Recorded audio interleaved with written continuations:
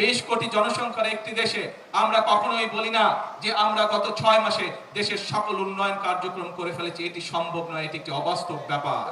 প্রিয় ভাই বোনেরা, প্রায় 3 লক্ষ বিভিন্নভাবে প্রায় 3 লক্ষ কোটি টাকা বিভিন্নভাবে দেনা করে রেখে গিয়েছে বিদ্যুৎ সেক্টরে একমাত্র সেই ফ্যাসিবাদী সরকার। আমি জানি বিগত কিছুদিন যাবত সমগ্র বাংলাদেশে মানুষ গ্রামে গঞ্জে সব জায়গায় বাংলাদেশের মানুষ অনেক জায়গায় গ্রামে গঞ্জে বাংলাদেশের মানুষ ক্ষেত্র বিশেষে মফস্বল শহরগুলোতে উপজেলা জেলা শহরগুলোতে বাংলাদেশের মানুষ বিদ্যুতের কষ্ট পাচ্ছে। আমি জানি বাংলাদেশের বিভিন্ন এলাকায় মানুষ গ্যাসের কষ্ট পাচ্ছে, সিএনজি বলেন এলপিজি বলেন বিভিন্ন রকম গ্যাসের কষ্ট পাচ্ছে। প্রিয় ভাই বোনেরা, গ্যাস বাংলাদেশের একটি প্রাকৃতিক সম্পদ ছিল। বিগত 17 বছর বাংলাদেশের নিজস্ব যে প্রাকৃতিক সম্পদ যে গ্যাস কূপগুলো ছিল, স্বৈরাচাররা একটি গ্যাস কূপ নতুন করে তারা খনন করেনি বা করতে দেয় নাই সরকারি সংস্থা যেটি আছে, বরং তারা এই পুরো সেক্টরটিকে বিদেশিদের হাতে ছেড়ে দিয়েছিল।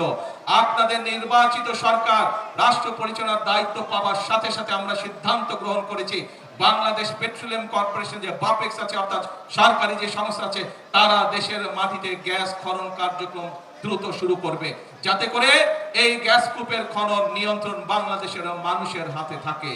একইভাবে প্রিয় ভাই বোনেরা, এখন এই মূল্যবান গ্যাসের একটি বড় অংশ আমাদেরকে বিদেশ থেকে নিয়ে আসতে হয়, যেই জাহাজের মাধ্যমে নিয়ে এসে যেই স্টোরেজের মধ্যে রাখতে হয়, সেই স্টোরেজের ব্যবস্থা মাত্র 2টি করে গিয়েছে 15 বছরে সেই ফ্যাসিবাদ। তাও তারা এমন ভাবে করে গিয়েছে যাতে তাদের লোকজন সেই সুবিধা পায়।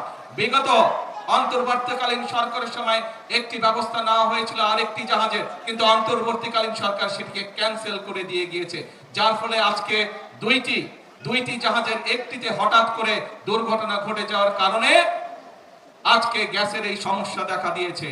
আমরা এর মধ্যে এই কারিগরি ত্রুটি সারানো হয়েছে।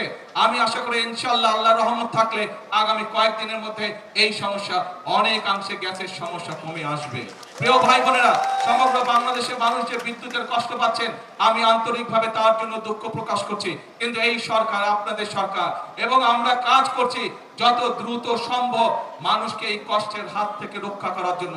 আমরা আশা করছি সবকিছু ঠিকঠাক থাকলে আল্লাহর রহমতে সবকিছু ঠিকঠাক থাকলে আল্লাহর রহমত থাকলে দ্রুতই আমরা এই অবস্থা থেকে মানুষকে বের করে নিয়ে আসতে পারবো, যাতে করে মানুষ কিছুটা হলেও স্বস্তি লাভ করতে পারে।